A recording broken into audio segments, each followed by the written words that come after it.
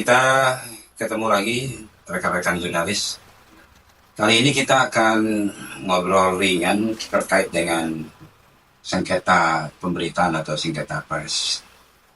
Nah, ini penting diketahui oleh semua pihak ya, baik rekan-rekan jurnalis dan juga yang bersengketa terhadap pemberitaan itu, baik masyarakat, instansi, baik individu ataupun komunal. Nah, sengketa pers atau sengketa pemberitaan ini harus bagaimana ya kita tempuh penyelesaiannya. Di dalam kasus-kasus pemberitaan yang mungkin ini ya kurangnya melibatkan unsur-unsur kode etik jurnalistik bisa mengakibatkan pidana. Tetapi ketika seorang wartawan atau jurnalis menghadapi persoalan-persoalan hukum atau pidana, ini sebaiknya masyarakat atau pihak kepolisian juga harus mengacu kepada MOU atau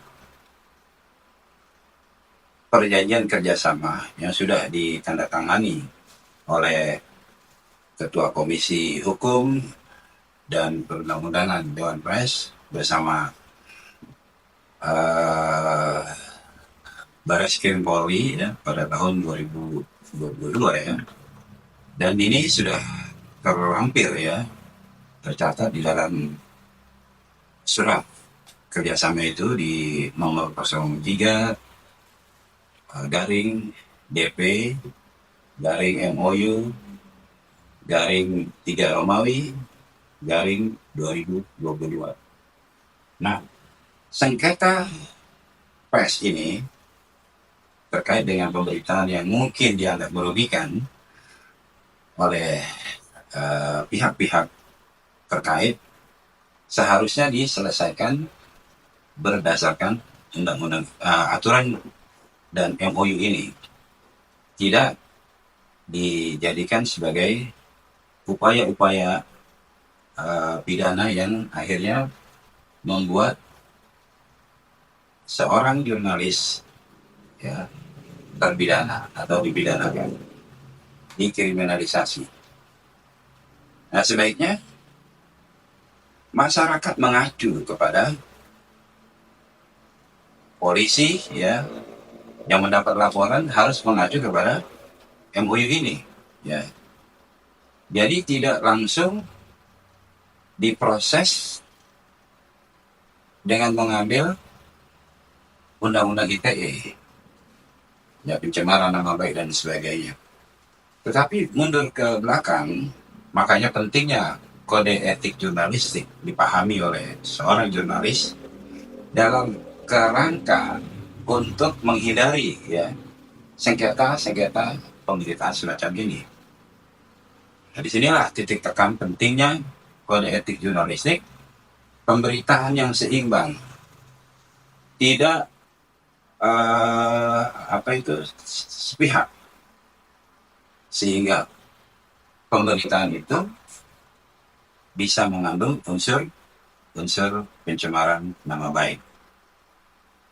Namun ketika pemberitaan itu ditulis ya memenuhi syarat-syarat kode etik jurnalistik, sebaiknya masyarakat atau mereka yang secara individu atau pribadi atau personal merasa dicemarkan nama baiknya, lebih baik mengacu kepada MOU yang sudah disepakati antara Dewan Pers dengan Polri ya, yang sudah ditandatangani oleh Bapak Arief Zulkifli ya, mewakili Ketua Komisi Hukum dan Perundang-undangan Dewan Pers bersama Komjen Agus Handrianto ya pada tahun 2022. Misalnya dalam suatu produk jurnalistik karena terlanjur terpublish ya, dan itu akhirnya terjawab oleh misalnya dalam suatu peristiwa tersebut ada salah satu pihak yang merasa dirugikan. Yeah. Padahal kita tahu bersama bahwa salah satu kode jurnalistik adalah memberikan atau melayani hak jawab dan hak koreksi secara proporsional. Betul. Tanggapan Abang seperti apa tuh? Ya, memang di dalam Undang-Undang PS ya tahun 1999, ya, Undang-Undang PS nomor 40 tahun 1999, khususnya di pasal 5 ya, ayat 2 dan ayat 3. Pers atau media itu memang diwajibkan ya memberi ruang ya kepada masyarakat yang menganggap pemberitaan itu mencemarkan, harus memberikan dua item tadi. Ada hak jawab dan ada hak koreksi. Artinya sebelum menempuh jalur hukum ya, entah itu menggunakan undang-undang ITE, sebaiknya orang per orang atau pihak per pihak yang merasa dirugikan ya terkait pemberitaan yang terlanjur dipublish bisa menggunakan hak jawab. Dan inilah yang dianjurkan di dalam MOU antara Mabes Polri ya dan Ketua Bidang Hukum dan Perundang-undangan Dewan Pers. Moga-moga apa yang kita ulas dan kita jelaskan terkait dengan sengketa pemberitaan atau sengketa pers ini, khususnya jurnalis dan pihak-pihak yang merasa dirugikan, bisa menyelesaikan berdasarkan